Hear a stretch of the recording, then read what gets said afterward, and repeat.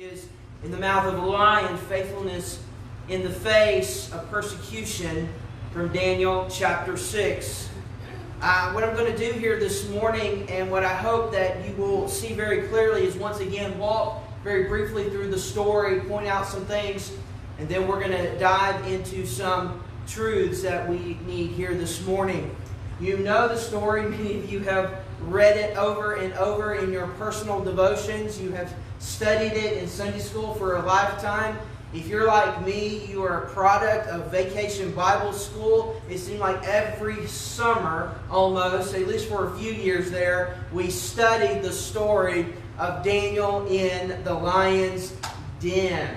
And so you know what happened, but do you know why it happened? Why is it that Daniel was thrown into the lion's den? Why the lion's den? Why not the end of the sword? Or why not a furnace of fire, as we saw earlier in the book of Daniel? Well, I think there's some reasons for that. You study the ancient world, what you find is that there are varied examples of execution. They range from, yes, fire, yes, sword, but also wild animals who are starved and ready to tear something apart. And that was a legitimate form of execution in the ancient world. And that's good news here this morning, because today that would be at least frowned upon. Here this morning, this story begins under the rulership of King Darius. Darius is the new king of a new empire that has replaced the Babylonian Empire. And Daniel serves Darius like he served Nebuchadnezzar. And he serves with distinction. In fact, as Darius observed all of his officials and administrators, he found that there was none other like Daniel. Daniel was the smartest, he was the brightest, he was the wisest, and he was the best amongst the best of his administrators. And so Darius decided, and we read about this in Daniel chapter 6, he decided to put Daniel in charge of, the Bible says, his entire kingdom, his entire empire. And this is the context in which the story begins to unfold. Unfortunately, the other administrators grew jealous of Daniel, and they began to conspire one with another, and they began to ask, how is it that we can get rid of Daniel? How can we trip him up? How can we undo the plan of Darius to make Daniel in such a powerful and prestigious role here in this new empire? So they began to conspire. They began to realize that Daniel is not someone who is easily tripped up. There is nothing that he does that is immoral. There is nothing that he says that is wrong. Everything that he does turns to gold, and there is no way that they are going to be able to throw shade on Daniel, except for one thing. They realize that if they can get him to follow the law of his God, that might be a way to trip him up. So they go to Darius and they say, Darius, we want you for 30 days to decree on every end of your empire to say that no one will make any kind of petition to any god or to any man for 30 days. Now, I don't think that Daniel chapter 6 paints a very good picture of Darius, because with such an idea that is presented to the king, you would think that Darius would have the smarts to say, well, that's probably not a great idea. Because not only did they want him to declare that no petition would be made to any god or any man for 30 days, they wanted him to make it so rock solid that no one, including Darius himself, could overturn it. And so Darius agrees, and he signs the decree, and he makes this 30-day prohibition against any kind of petition. You see, what these other administrators, what they know is that once a day, in fact 3 times a day, Daniel goes home and he opens the window of his home and he faces toward Jerusalem, and he prays, and he gives thanksgiving to the God that we know to be the one true God that is revealed in Holy Scripture, that called Daniel's people out of slavery there in Egypt, installed them in a land that he promised to give to their forefather Abraham. And even though they have been exiled from this land, Daniel continues in faithfulness and devotion to this God that he knows to be true, to be good, to be loving, to be powerful, to be great, and to be the only true God in a world full of false gods. He continues that faithfulness. Well, the other administrators who are conspiring against Daniel, they look up and sure enough, they see Daniel facing toward Jerusalem, praying to God, giving thanksgiving to God. I can't help but wonder as Daniel is praying, he is praying for the people that he knows. He says, God, please, I lift up Darius to you. And oh, by the way, Darius has under him all of us administrators, and he begins to name those administrators one by one, even as those administrators are down there outside looking upon Daniel, conspiring against him to get rid of him. They go to Darius and they lay it all out for him. Darius, you have signed this law. Daniel, who you like, we know you like him, we know what you're playing, we know how good, but look at what he has done. The Bible tells us that Darius, into the night, tried so hard. What we learn in Daniel chapter 6 is that Darius, yes, thinks a lot of Daniel, but he doesn't want to get rid of Daniel. He wants to save Daniel. But finally, the administrators, they come to Darius and they say, listen, you signed this law, and it is the highest law of the land, and you cannot overturn this law, even though you are the king of the Medes and the Persians. So Darius finally relents, and Daniel goes into the lion's den. This lion's den would have probably been a pit. We think of it as this sort of hewn-out place where lions were kept. The lions would have been there. There would have been a pack of them. They would have been starved, so that when a victim of this form of execution is thrown into the pit, the lions would instantly kill that victim by ripping that victim apart. The irony of this story is that it is a vicious one. It is a terrible story. It is the story of arguably an anti-Semitic scheme against Daniel. It is the story of a broken friendship between Darius and Daniel. And it could potentially be a terrible end to such an inspiring story in Daniel himself. But the good news is, and the truth of the matter is that no matter what is happening in the history of the world, God is at work in such a way that He is showing His plan and His providence. Don't miss this, folks.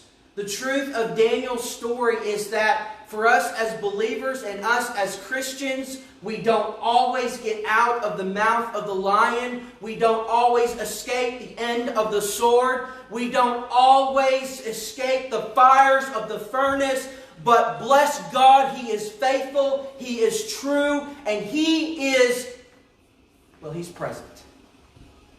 That's what we have learned up to this point. And in many ways, this story is a reminder of what we have seen and what we have experienced in the experiences of the people that we have met in Daniel's book along the way, including Daniel himself. But don't forget his three friends, who though they were in the midst of the fiery furnace, God was right there with them. And did you catch what Daniel says as King Darius comes and the story just kind just kind of imagine, just think that if you had never heard the story of Daniel in the lion's den, you are on the edge of your seat. What has happened to Daniel? You wouldn't just assume that he was killed instantly, as you might expect. The reason being is because the way the story is told is that Darius tried to save him, but couldn't. Darius tried to sleep that night, but couldn't. Darius runs in an unexpected way to the very pit that Daniel had been thrown in, and he calls out to a person who should be dead, hoping against hope. And the bright part of this story is when Daniel speaks from the pit of lions. And he says, "Oh, Darius, live forever. Let's all just live forever." And it's in that moment that we know that Daniel has been saved. Darius couldn't save him. Darius couldn't sleep. Darius hopes against hope. God has shown up. He says an angel, God sent his angel to close the mouth of the lions. And so while we know that sometimes those mouths are not closed, those swords are not put down, we must understand that there is a pattern here of protection and faithfulness that we need to pay attention to. So I think there's 3 examples here that we can learn from. And I'm going to give them to you. Number 1 is the example of faith. The second one is an example of defiance. And the third one, of course, is the example of Christ. Let's look first of all this morning at the example of faithfulness. Daniel is that example in this story. Daniel, who is there and at this point is probably a much older and wiser man, has been serving the kings of the land, those who were put in authority over him, but at the same time he has been continuing to serve God faithfully in the ways that he can, in the ways that he can accommodate both life there in Babylon and life serving the one true God. He continues, for example, to pray, as we know here in Daniel chapter 6. In fact, as we look at his example of prayer and thanksgiving, we understand that number 1, it is an example of meaningful prayer. There's a reason that Daniel went to his home. As he goes to his home, it gives him the opportunity to face Jerusalem. This is important because he is in a foreign land. He is in a place that is far away from the city of Jerusalem. And in that ancient world, it was a declaration, number 1, that he had not forgotten who God is and what God had accomplished. The significance of facing Jerusalem was the fact that that is where the temple of God once stood. That is where God had installed his kings. That's where God had showed up in a mighty and powerful way. And he faces Jerusalem in the hope that one day God's people would return to that promised land. It was a meaningful act of faithfulness in prayer and thanksgiving. It was also a consistent pattern of prayer. It is so consistent. And did you pick up on this? That the conspirators against Daniel know exactly what he will do and when he will do it. They know exactly that he will take the time to be in prayer and thanksgiving. And they know when he will do that. And they are able to, of course, use it against him. Do we have such a practice of prayer in our lives? I have argued, and I think that this is biblical, that whether it is every morning or every evening or somewhere in between, every faithful follower of Jesus Christ should have a faithful practice of prayer that should be consistent. You say, Pastor, I don't pray every morning. Pastor, I don't pray every night. I understand that. We're busy. Things come up. But do we have a consistent practice of prayer? And let me put it to you like this. I thought about this recently. In our life, in what we do, the question becomes, are others surprised by what we do?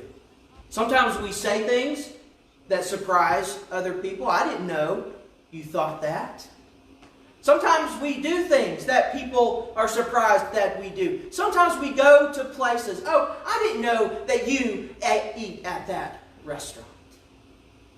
The question becomes, are people surprised when they learn that we pray?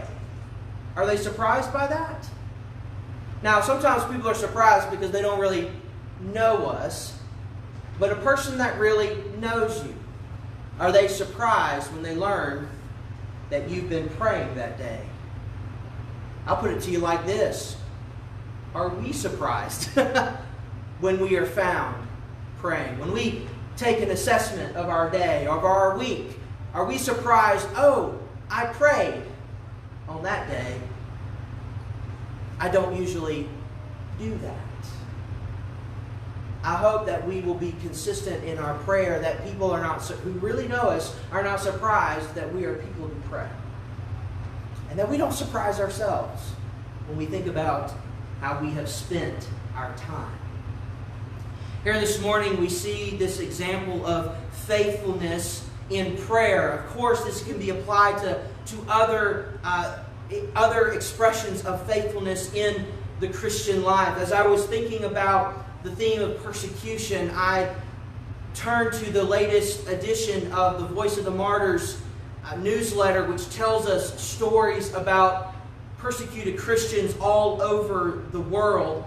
Their recent edition focused on the country and believers there in Uzbekistan during both current and past times of intense persecution.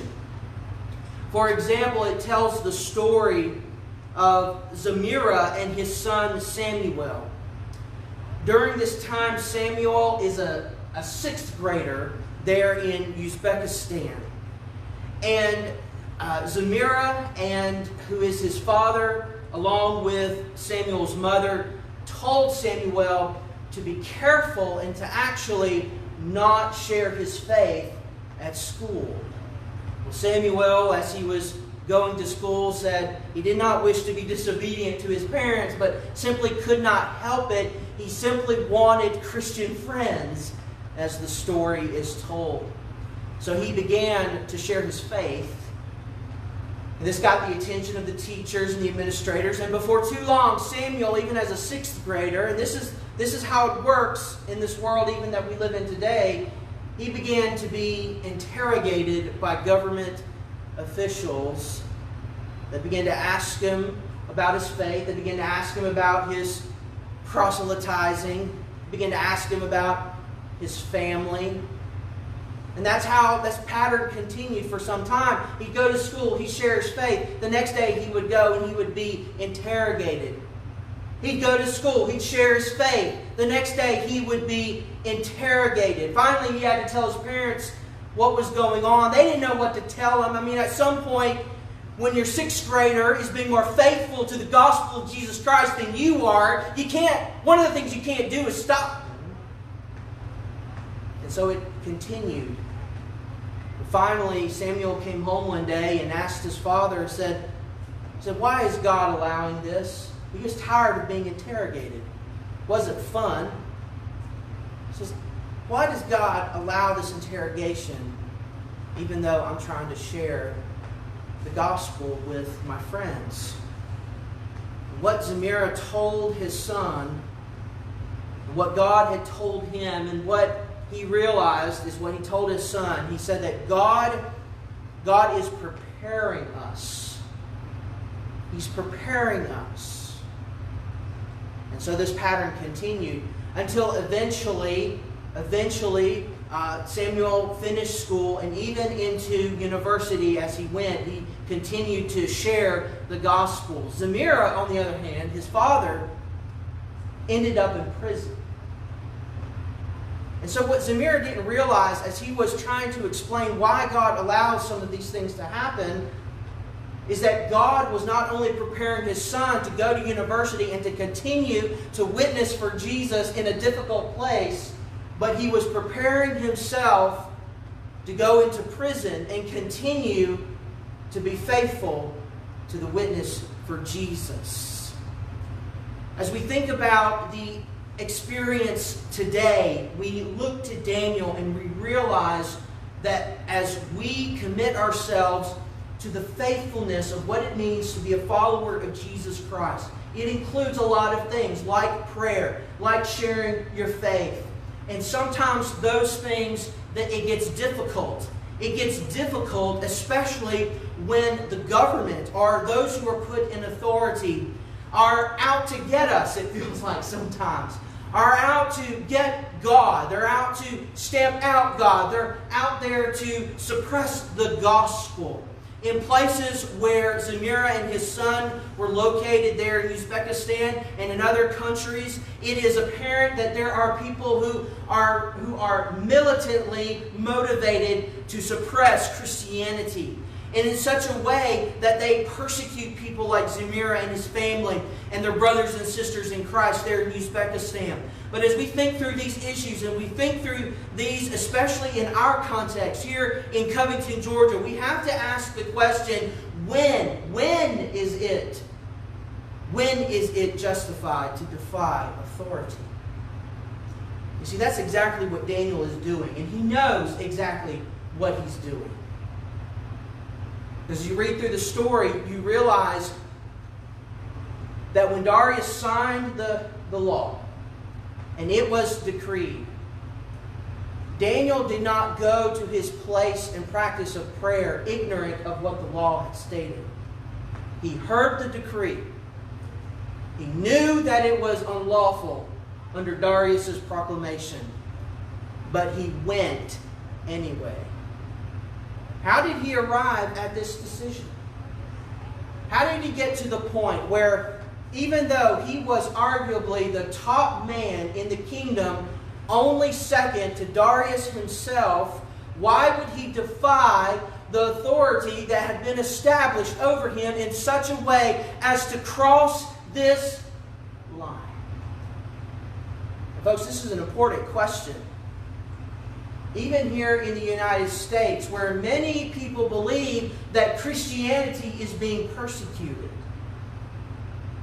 And I got to stop, and I kind of have to throw up my hands, and I have got to stop us, because I just told you a story about Christians being persecuted in such a way that a 6th grader is being interrogated while his father is being taken to prison.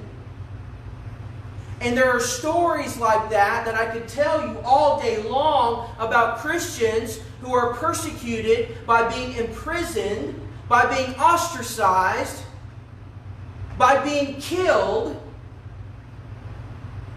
And we get upset sometimes when we go to Walmart during that time of the year and the cashier doesn't say Merry Christmas. I'm sorry, the two are not the same.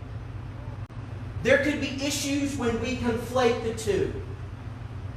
When this says no separation between church and state, it is just as problematic as when this one says no separation between church and state. The reason Darius was able to come to this conclusion, he's not waving any flags. He's not even making a scene. He is simply living his life in devotion to God, no matter the cost. The only thing that's different is that the day before the decree, he could do it in freedom. The day after the decree, that was not the case anymore. Daniel knew the cost He knew what it would cost him. That's why he defied the authority. Because at the end of the day, though Darius is the king of the land, he serves the king of heaven. Though Darius is the one who makes decrees about petitions to gods and men, he knows that there is no God but his God. We must understand that this is when the defiance of authority is justified. There's probably more I could say about that, but we're running out of time here this morning, and I do want to get to this last point, the example of Christ. I was thinking about this as I was preparing for this message, and I was asking the question, what does this tell us about Jesus? And I think that of all the things that it might suggest to us about Jesus, or maybe even faithfulness to the gospel, one of the things that we need to understand, maybe this will help even illuminate the last point that I made, is that Daniel, he suffers innocently. He's innocent in all of these things. In the same way that Christ is innocent as he goes to the cross. I was thinking about this as we think about examples in the Bible. A lot of times we turn, especially to the stories about Daniel and others, and we ask, what does this example teach us? What does it show us? One of the things that it teaches us is that, yes, Christians do and might suffer for their witness to Jesus, but they must do it innocently. They must do it without transgressing God's law. And I think, if I could just go back, I think that was the problem on January 6th. Is that there were a lot of individuals, not all of them, I don't want to make a blanket statement, but I think there were some individuals who were prepared to transgress against the law of the United States, but they also crossed the line and committed acts against the law of God.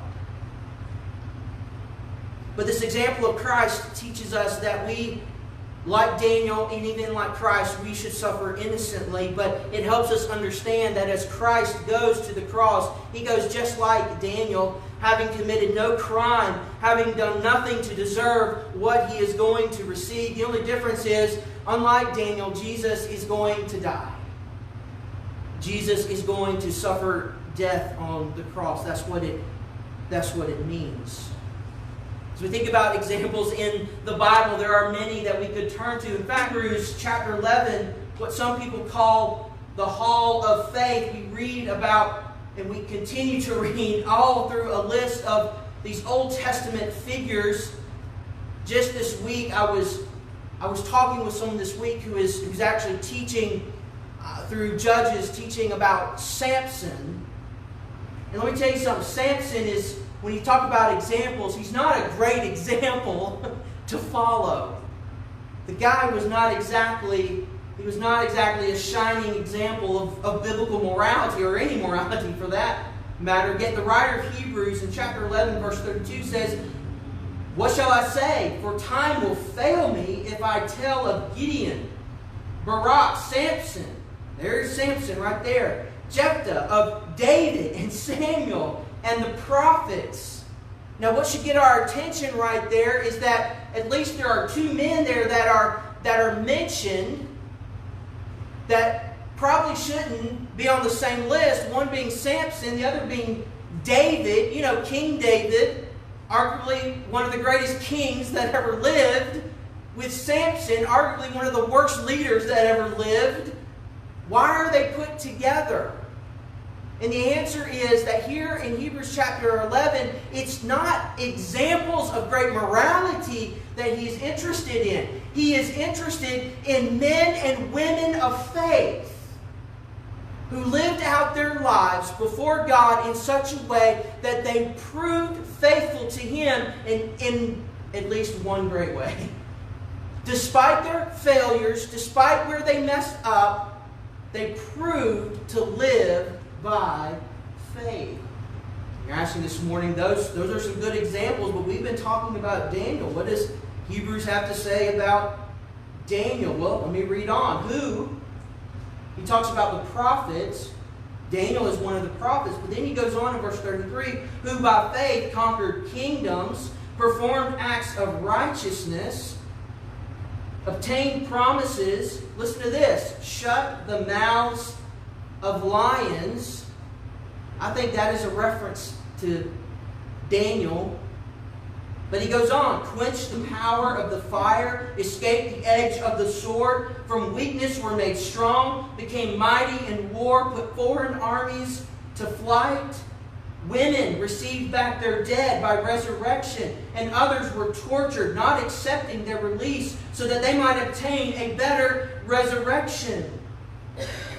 Verse 36, and others experienced mockings and scourgings, yes, also chains and imprisonments. I think when we look at this list, one of the questions we have to ask is, why does he omit arguably the greatest example in the Bible, and that's Jesus himself? Well, that just shows that we don't read the entire book of Hebrews. The book of Hebrews is all about Jesus. He mentions these to help us understand Jesus, who is the finisher and perfecter of our faith. Jesus shows more than faithfulness. He defines faith itself. He is the object of our faith. Jesus is the greater example than Daniel was. We know this because Daniel goes to the lion's den. He suffers the indignation of that, but God saves him in the end. Jesus goes and he suffers the indignation of the cross, and he dies the death of a Roman criminal, and he experiences the resurrection that Hebrews 11 is talking about. But here in Hebrews, it talks about some others. Because the thing that we need to recognize is that there were those saints in the Old Testament who did lose their lives. And certainly in the context of Hebrews, there are those believers who are losing their lives because of their faith in Jesus Christ. In Hebrews chapter 12, the writer of Hebrews says, in such great cloud of witnesses, let us run the race laid out before us. County Line Baptist Church, do you realize that your name may not be Daniel? Your name may not be Samson. Your name may not even be David. But who you are in Jesus Christ, you are who you are, running this race of faithfulness with such a great cloud of witnesses, and they are looking upon us, and they are saying, we bled, we died, we were put to the end of a sword, we were thrown in a den of lions, we were thrown to the lions. We died for Jesus because we lived in Him.